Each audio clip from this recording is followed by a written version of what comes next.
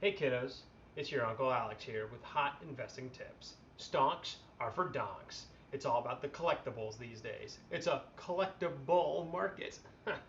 That's why I cashed out my entire portfolio and invested in this unmarked container full of Magic the Gathering Kaldheim collector's boosters. It's all about those sweet promos, and I'm heading to the gravy train. Alright, let's open her up. Don't do this at home, kids. Knives are sharp, just like my tips are. Just get in there, cut it open. Like sweet, sweet, fresh cardboard crack. Yeah. Oh yeah, let's get these packs out.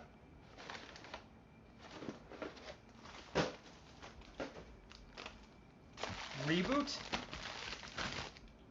These are all packs of worthless Reboot?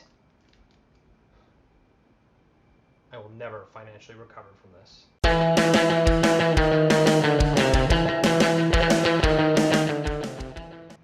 Welcome back to Tastefully Nerd. I'm Alex, and I am not going to be striking it rich on Kaldheim collector boosters anytime soon.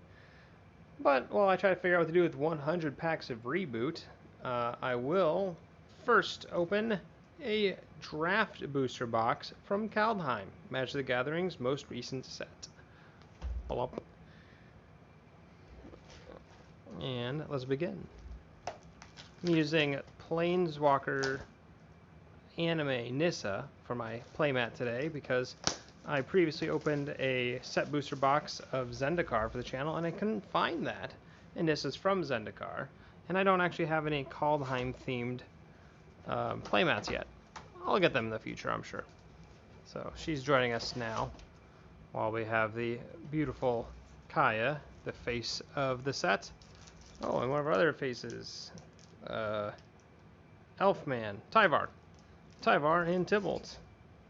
Just so many faces to look at. Oh my, so cool. And then Nico, the new Planeswalker. Yeah, there's 4 Planeswalkers in this set.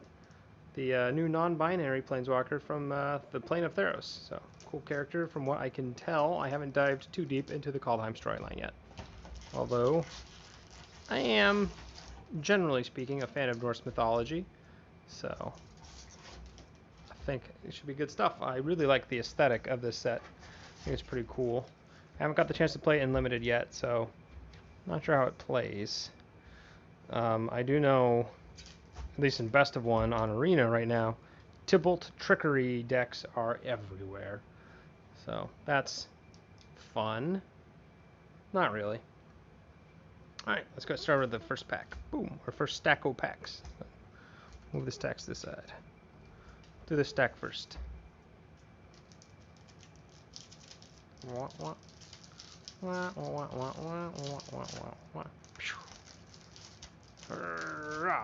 we go. Okay, so these look to be printed in the US because the rares are in the back. Ooh, nice. I already got a showcase. The legendary creatures all have these really awesome showcase frames and art. The art, I guess, is like sort of like heavy metal inspired, and the frames themselves are modeled after Old Norse wood carvings, which is very cool. Is that my first uncommon? Yeah. All right. Commons. Let's put let's make the showcase guys their own spot. Uncommon. Toski, Bearer of Secrets. First rare. Legendary Squirrel, Snow-Covered Island, and a token. Alright. That's what comes in a pack of Kaldheim. Just the camera a little bit.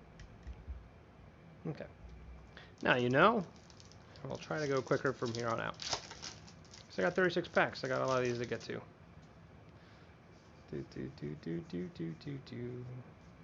What? I felt like there's not as many comments in that pack. I don't know. Whatever. Basalt Ravager, Draugr's Helm, really cool artwork on that one. Lachara Glade Warden. I like the changelings in this set. Showdown of the Scalds. I love the art on the sagas. They each have like really cool. They all look like artifacts from the world. So this would be like a shield or something. Yeah, really cool artwork. Snow-Covered Forest. Hey, foil Tybalt's Trickery. Speaking of the card that's freaking taking over. Oh, cool. Whatever. Taking over a lot of formats. Nice. My first foil. Is this a mythic? No, it's just rare, right? Focus. Focus, buddy.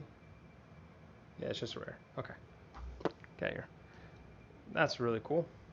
I hope it's worth a lot. Because it's been popular both in standard and modern in paper as well as online, as far as I can tell, from what limited paper magic is going on, thanks to the age of Space Godzilla that we're currently still living through. Cardor's Vicious. Inga, Rune Eyes. You know what, I'm going to put, even though it's not showcase, I'm going to put this up with Morite of the Frost, and I'll explain why in a second. Rune Crowned Helm. Turgid, God of Fright. That's freaking super cool. I love... This is a really cool card. It's going to be nuts in Commander.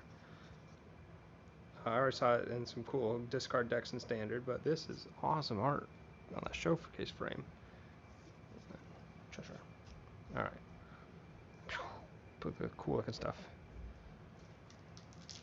But yeah, I'm going to be keeping track of the uncommon legends that I draw. Because me and my play group are going to be playing a Kaldheim themed game of the Prince and the Paupers, which is a Commander variant format that I invented, but apparently so has other people, because it makes sense. A lot of sagas in this pack. Doomscourge, the potentially cast for 3 mana Wrath.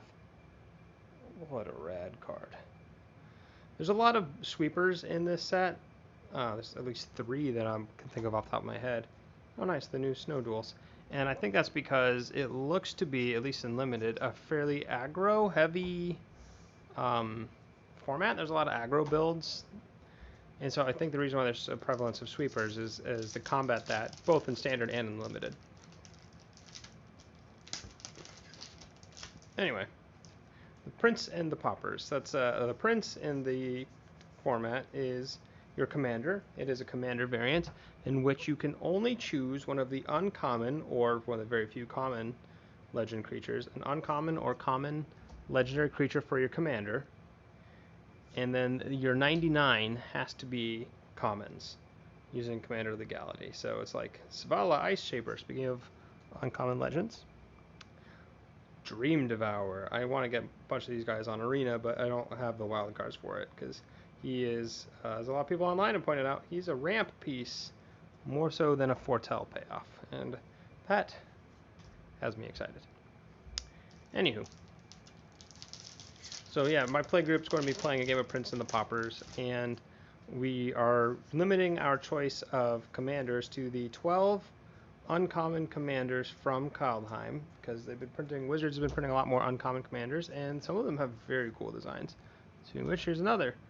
And I am further limiting myself to, oh, freak yeah, dude.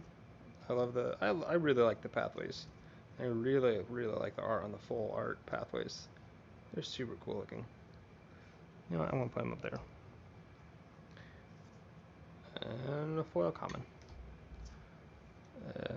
Whatever. I don't care. Anyway.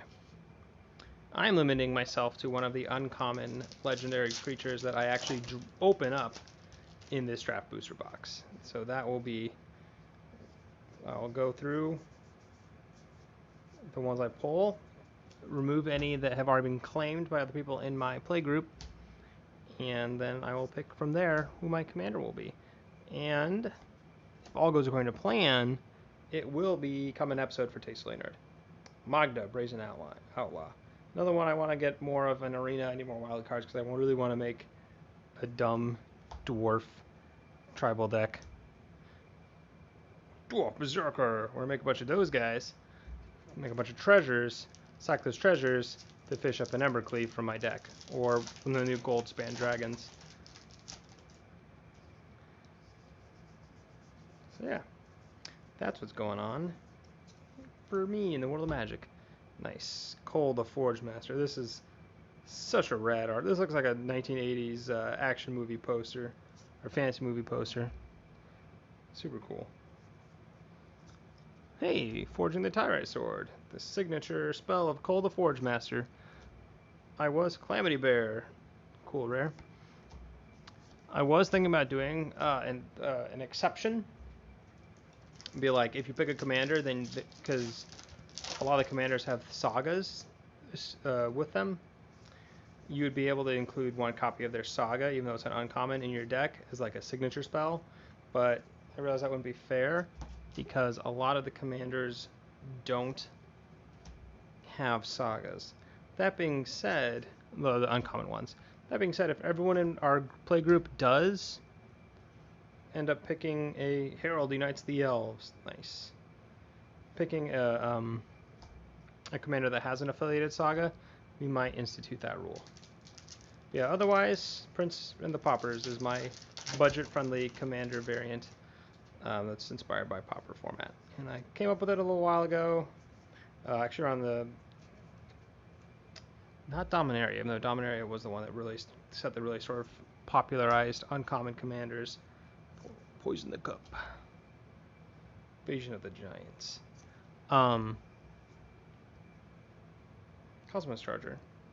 I don't think this guy's good enough for standard, but I would love to draft a Foretell deck with that guy. And a foil, Rune of Mortality. Nice. Foil uncommon. Can go there. Anyway.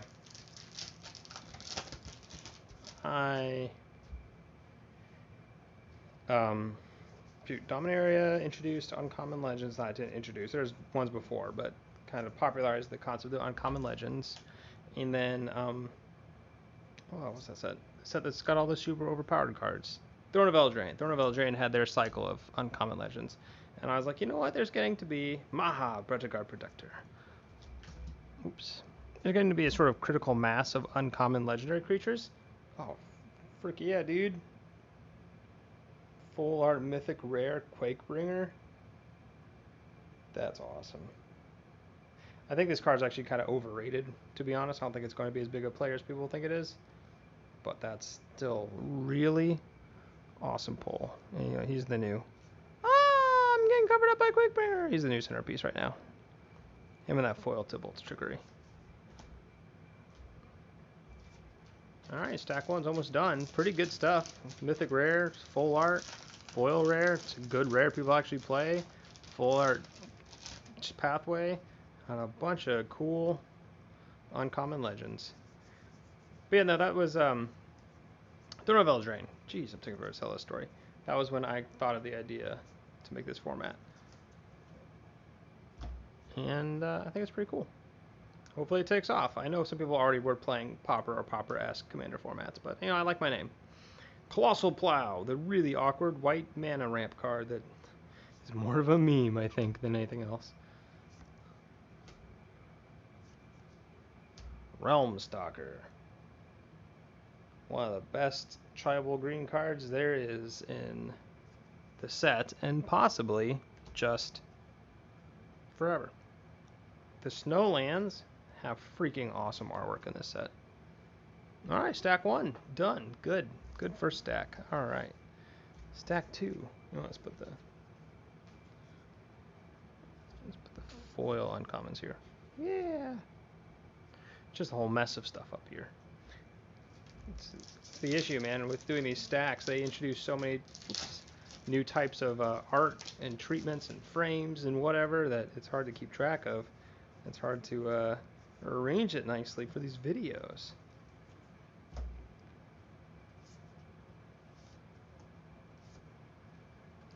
Another pathway.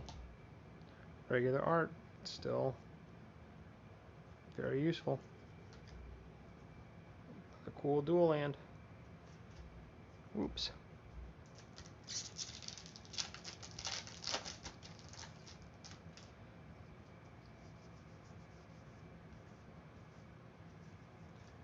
Alright.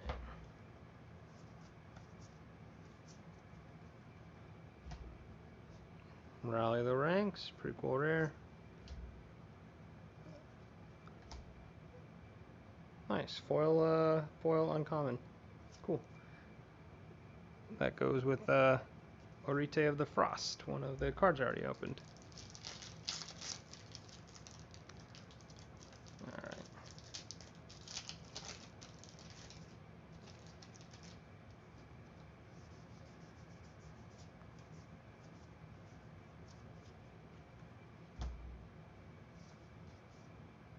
Arnie slays the trolls. Varagoth, Blood Sky Sire. Cool card. Nice. Foil snow plains. I like that. I'll put that there in a stack that's just off frame. Aha, take that. Being able to see stuff.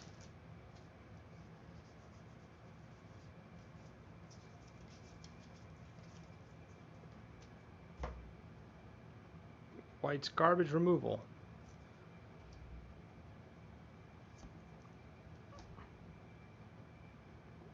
Ah, cool artwork. Hey, nice. One of the better mythic rare gods. And I get him in the alternate frame treatment. Haka, Whispering Raven. That thing just looks so cool. That's awesome. Alright, good there. There, with all the other alternate art treatment cards.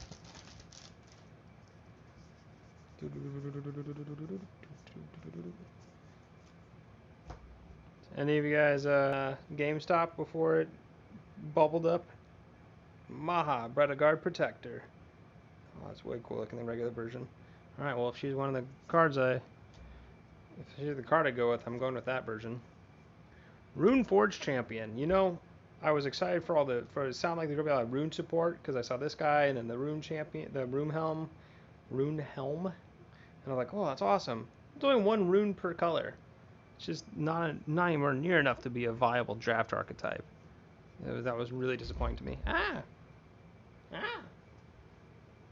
My voice. Maybe no, I don't think it's good enough for standard playable deck. Yorion likes the runes, and I think that's about it. I think that's probably it. Just Yorion, Blinkadex.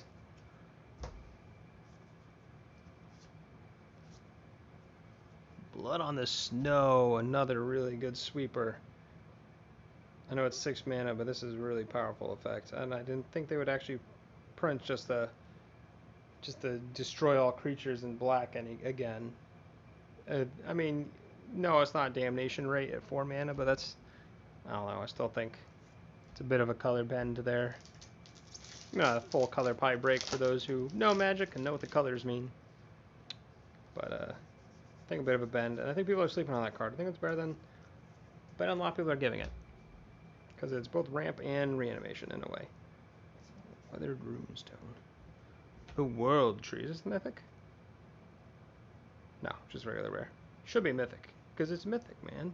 Look at that art. That's friggin' sweet.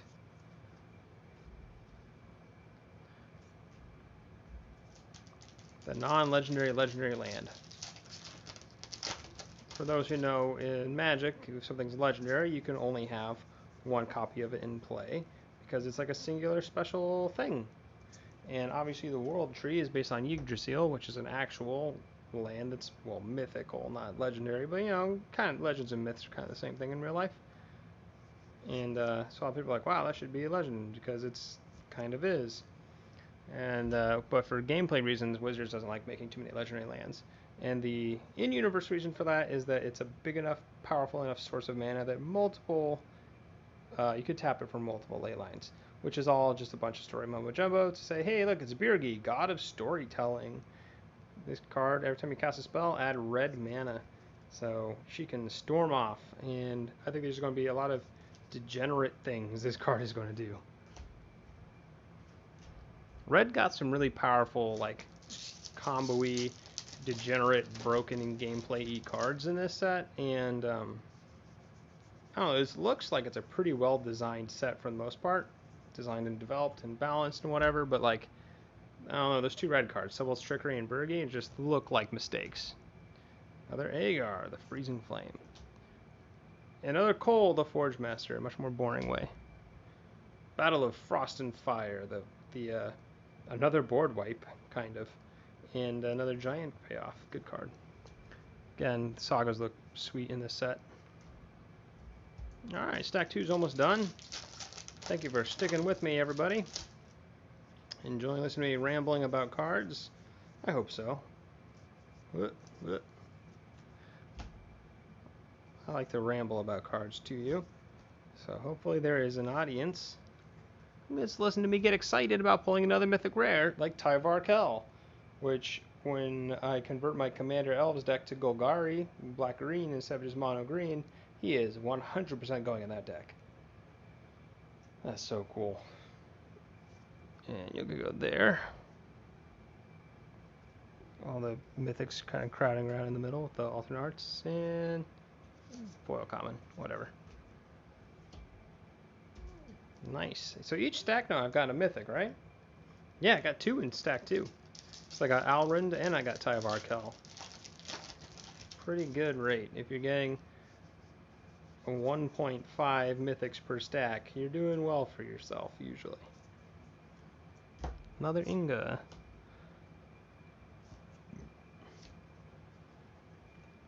Hey, look at that. 3rd mythic in the second stack. Awesome. Coma, Cosmos Serpent. 100% going in my Sea Serpent Commander deck. Maybe even going in a standard deck. Freaking rad mythic. Right there. Super cool. I have a Rixmathes Sea Serpent deck I'm building for Commander. And yeah, that dude is definitely going in there for sure.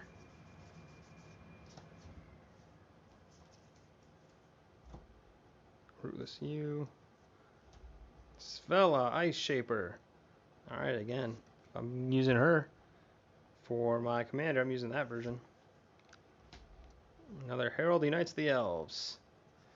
I think it's a sign. I think it's a sign telling me I need to build black-green elves. Black and green are my favorite color combination. I first got into Magic the Gathering. The very first deck I ever played was a green worm-based deck a friend lent me in 2000, I believe, the year 2000. And it sucked. But I was like, this is awesome. I get to play all these giant freaking green monsters. That's super cool. And, you know, I like the color green. It worked. Rune of Might. That's cool artwork. Blessing of Frost. I'm going to make a Simic Snow deck at some point. I have a Simic Snow was my favorite draft. Second favorite draft archetype in Modern Horizons. My favorite was Dimir Ninjas, but I also drafted Simic Snow a couple times and it had good success with that as well. But yeah, that was my first deck I ever played was mono green. First deck I ever owned and assembled myself was back when 9th edition had just come out.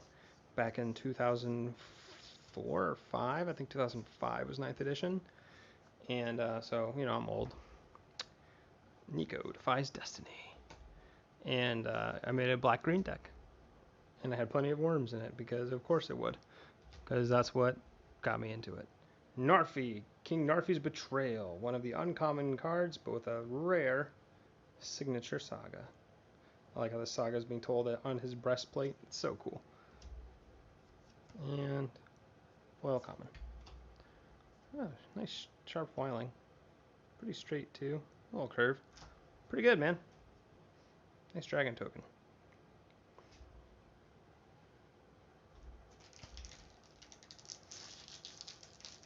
So yeah, I've always had a fondness for black-green color combinations. And elves, I've always liked elves. I really liked elves starting from reading The Hobbit as a kid. I thought the elves of Mirkwood were super cool and mysterious. And when I got into both Warhammer 40,000 and Warhammer Fantasy Battles, I played Eldar/Dark Eldar/High Elves/Dark Elves. So I've always liked elves. Maybe I'm pompous like that. Finn the Fangbearer. I was waiting for this guy. Because in my heart of hearts, I think this is the commander I'm going to go with. But I'm not sure yet. Another Calamity Bearer. Crush the Weak. Foil uncommon. Oh, cool artwork.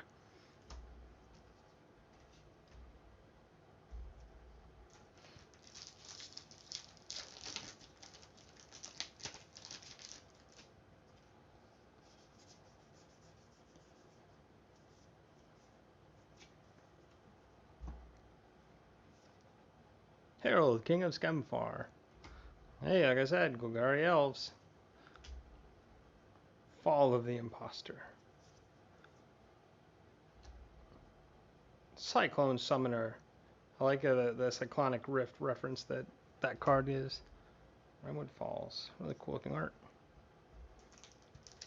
Alright, about halfway down to the final stack. Have I gotten... I don't think I've got a mythic in this stack yet, no. I probably won't, because I got 3 in stack 2. But you never know. The pull rates on mythics slightly higher these days. 3 seasons again. Path to the World Tree. Faceless Haven. Nice. Poor Man's Mutavault. Snow. I might go in my Modern Ninjas deck if I decide to redo the mana base to be Snow. Because, hey, he counts as a ninja. Realistically, though, I'm probably just going to pick up a couple copies, the used copies of Mutavault, which is a land that becomes a creature that has all creature types. So, you know, ninjas. Narfi. Betrayer King. I think I've gotten Vega the Watcher. Awesome. Another one I was looking for. Damn, that's cool art. I was about to say, I think I have almost all of those uncommon legendaries now. And I have Essica, God of the Tree, for my 6th mythic? My fifth mythic. Because I got 3 in stack 2 and 1 in stack 1. And she turns into the Prismatic Bridge. The Rainbow Bridge itself.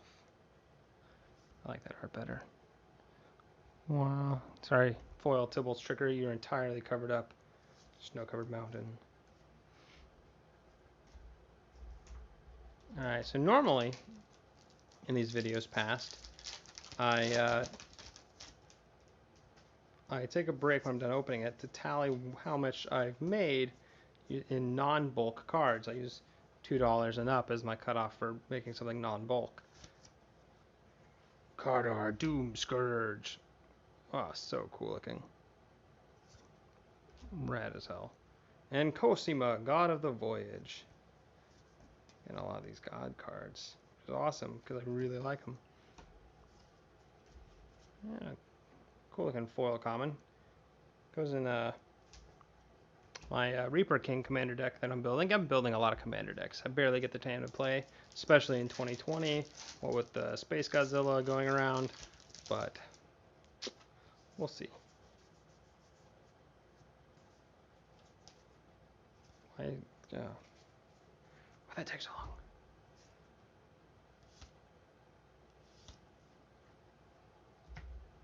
Icebreaker Kraken potentially goes in my Sea Monsters deck, but I don't know. I don't feel like decking that one all out in snow stuff to make it work just for this card. It's cool though. Of course, with an owl. Woo, woo. I watch, but I'm not Vega. All right. Almost done with this box. Yeah, normally I tally up that, and I wasn't going to because I'm kind of taking a little bit of my time with this. I don't want this episode to be too long, but now I'm curious. Now I'm curious to see what my pulls are. So I think what I'm going to do is I'm just going to see how much I made in the foil, rare, and the borderless rare, and the mythics, and just report back that. Cause I'm curious now. I paid $105. Not including taxes for this box, so that'd be really sweet if we got close to that value just from that chunk of cards. 3 packs left. Alright, coming to the close. Let's see if we can hit some clutch late game 3-point baskets. Fearhut, Judge of Valor. I think that might have been the last of those. We'll find out. Ooh, another mythic, awesome. Oh, I'm missing a uncommon there. Yeah, not that worried about it. Because I got my 6th mythic of the box. That's cool. Eradicator Valkyrie. I think probably the worst mythic in the set, to be honest. But still, really awesome. Hexproof from Planeswalkers. Those are words I can get behind.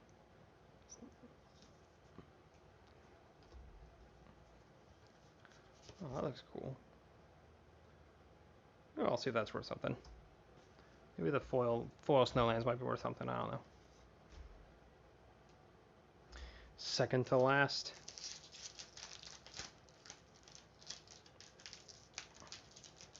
Alright, we hit the corner 3 of pack 3 with that mythic. Maybe we can get the block to secure, to keep us tied. We'll go with more dramatic stakes. We're gonna block the opponent's shot.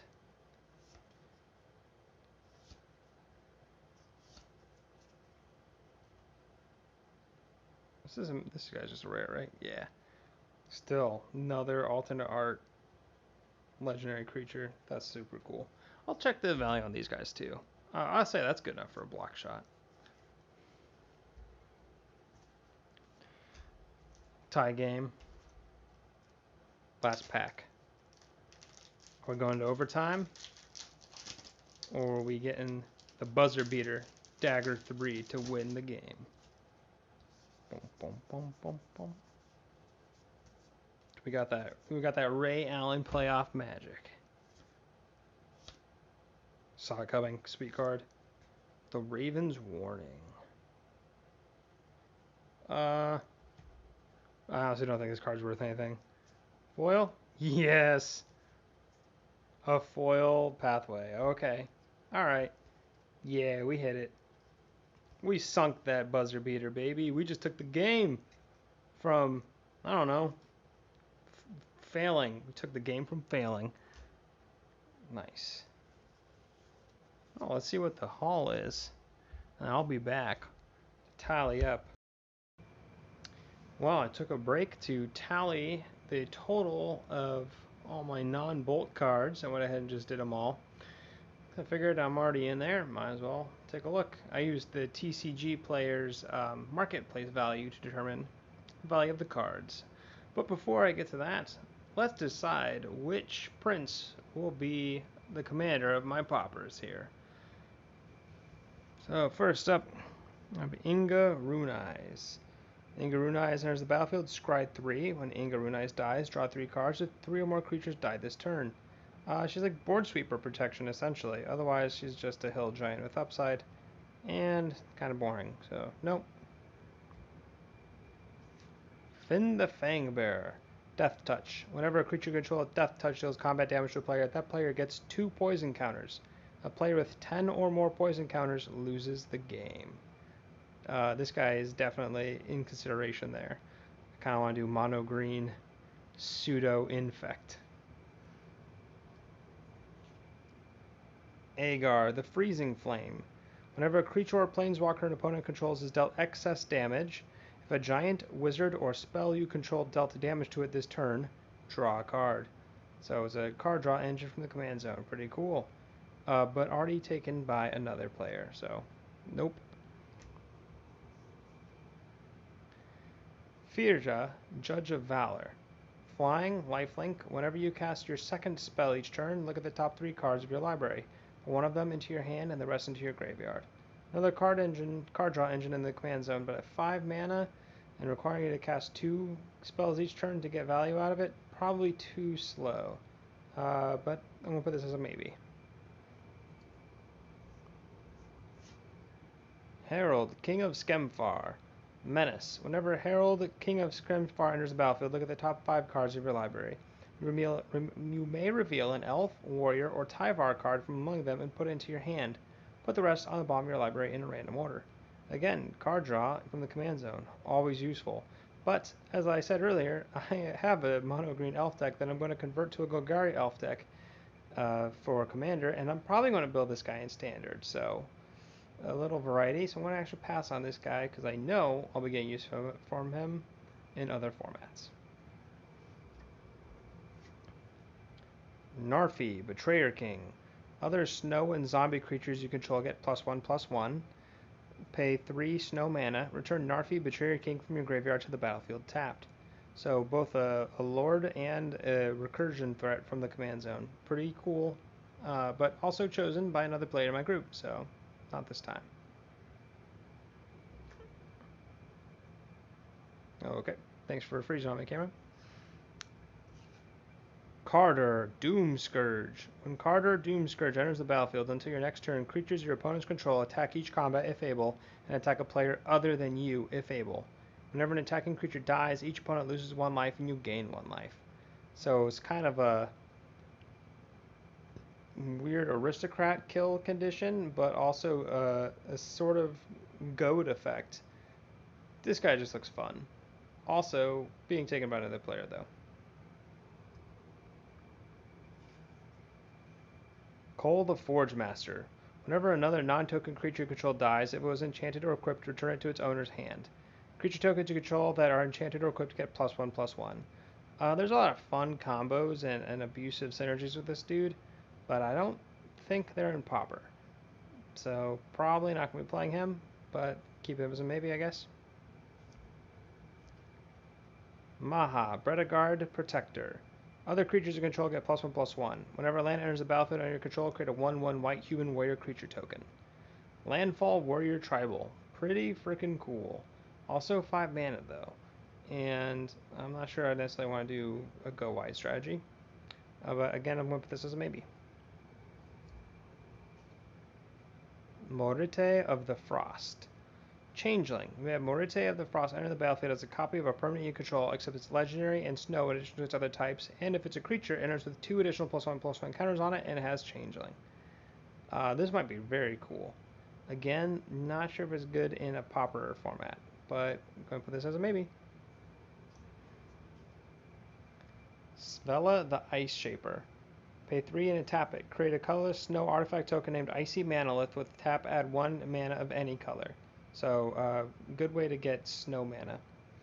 Pay 6, a red and a green, and tap it. Look at the top 4 cards of your library. You may cast a spell from among them without paying its mana cost. Put the rest on the bottom of your library in a random order. Normally, these would be really cool for like big, splashy, expensive mythic rare type effects, but you know, commons tend to be overpriced, so playing one without paying for it might be good. And Vega the Watcher. Flying. Whenever you cast a spell from anywhere other than your hand, draw a card.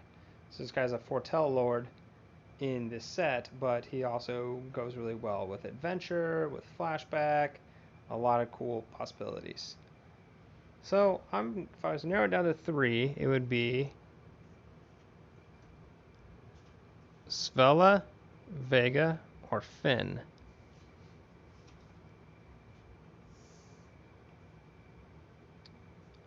I think I'm actually going to go with Finn. I was really hoping I'd get the Showcase Finn, but nope, just normal Finn.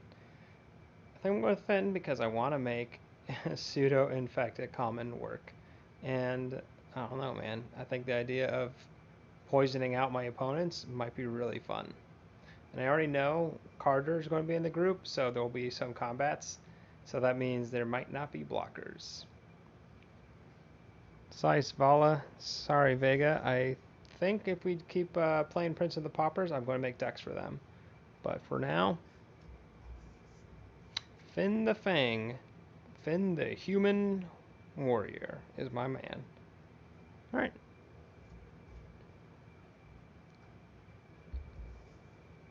He'll just hang out there while we go over our winnings, so to say, when we gambled on the Magic the Gathering market. Our runner-up, Sulphurous Mire, this foil dual snowland, came out at $1.82, just below my bulk, but like I said, he's a runner-up. I'll count him as well. Then Doomscourge, $3.27. Cosima, $2.64. Dream Devourer, $2.15. At the time of recording, which is February 2nd. Varagoth, the Blood Sky Spire, $5.53. Turgrid, God of Fright Showcase Edition, up there at $17.31. I think this was my best pull of the night. Bergie, God of Storytelling, $3.43. Yeah, the showcases for the rares and mythics seem to really hold their value. Realm Walker, $4.93. Toski, Bearer of Secrets, $3.41. Sarulf, Realm Eater, Showcase, $3.15. I was kind of hoping more for this big boy. That's okay. Blightstep Pathway, regular edition, $3.23. Blightstep Pathway foil, $8.55. Nice and shiny. The World Tree, $8.36. Bark Channel Pathway Borderless Full Art Edition. Super cool looking. $5.10. Tybalt's Trickery foil, $10.59. Good hit there. Alrund, God of the Cosmos Showcase Edition, $7.71. I'm gonna put Haka because I think he looks cooler. Oop. Eradicator Valkyrie, $4.52. Quakebringer Full Art Borderless Edition, $5.63. Essica, God of the Tree, $15.48. This is my other big hit. Tyvar Kell, $11.71. Handsome elf boy. And Coma Cosmos Serpent, $7.62. He'll go in the middle. Boop. All together, the grand total is $136.14. So if you watched my last few Magic videos, this is my first one significantly coming over my purchase price of $105. Obviously, if I was to sell all these, I would have to factor in seller fees and shipping costs, and also I did pay tax on the box. So if you look at it that way, I'm coming closer to the break-even point, but still, that's not including all the other cards that I got essentially for free, if you look at it this way. Because it's just what's pictured right here, which is, you know, a third of the rares, I think. Pays for the whole box and then some. So I gotta say, I'm pretty happy with that turnout. These cards stuck to each other. What do you think, Frisbee? Do you think Lady Enzo? Think that's a good hot tip? Think I could be able to flip head to head on the secondary market? Turn a real profit with that one. I could get triple team. There's 3 bad CGI graphics in this one. Wow. Wow. Just so good. Yeah, here you can keep that one. It's on me. Well, thanks for watching today's episode of Tastefully Nerd. If you liked it, please like the video. Comment if you have something to say. Or if you're a bot that's just randomly trying to farm for info. Anything helps. Please subscribe. Ring the little bell for notifications so you know when great new stonk tips like this come out. And please stay tuned for more. We had a lot of stuff to do in January, so we didn't get a lot accomplished for the channel, but you can look forward to more Reboot. You can also look forward to a lot more Magic the Gathering content, as well as other stuff. We filmed a lot of things at the end of 2020, and some of it's going to end up on the cutting room floor, like most of these packs are going to. But the rest of it, I'm going to do what I call Finish February, and I'm going to finish it off.